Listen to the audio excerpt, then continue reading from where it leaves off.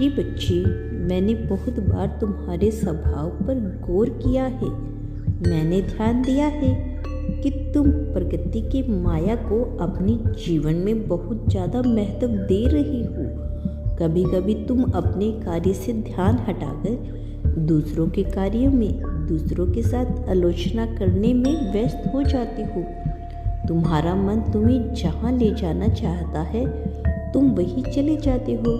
तुम्हारी बुद्धि जो तुम्हें एक मुकाम तक पहुंचाना चाहती थी उसे तुम अनदेखा करके चारों ओर की माया में उलझते जा रहे हो।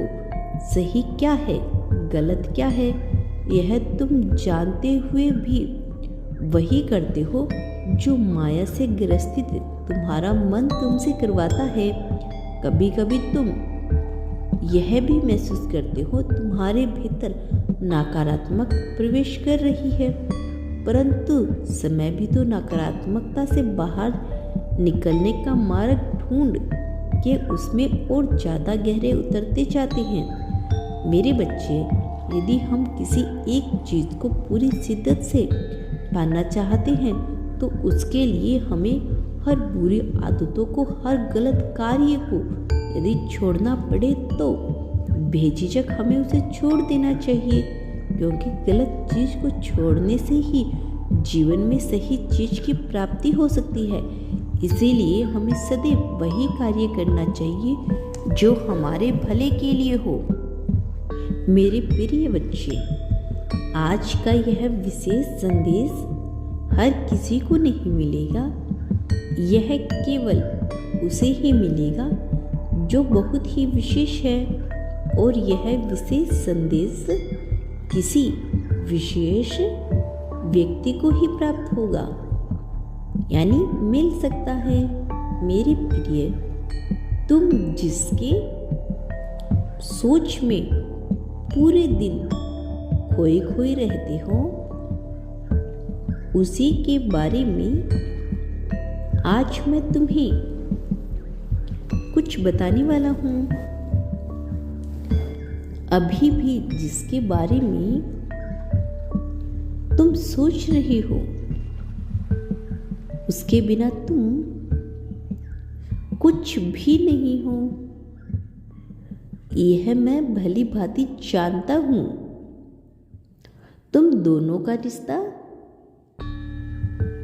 कितना गहरा और सच्चा है, परंतु तुम दोनों के मन में कभी कभार कुछ संदेह है, जनक प्रश्न उठती हैं। तुम दोनों के मन में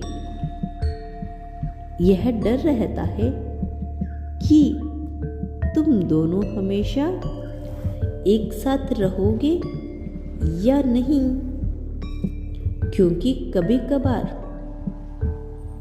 तुम दोनों के बीच में इतनी गंभीर लड़ाइयाँ हो जाती है कि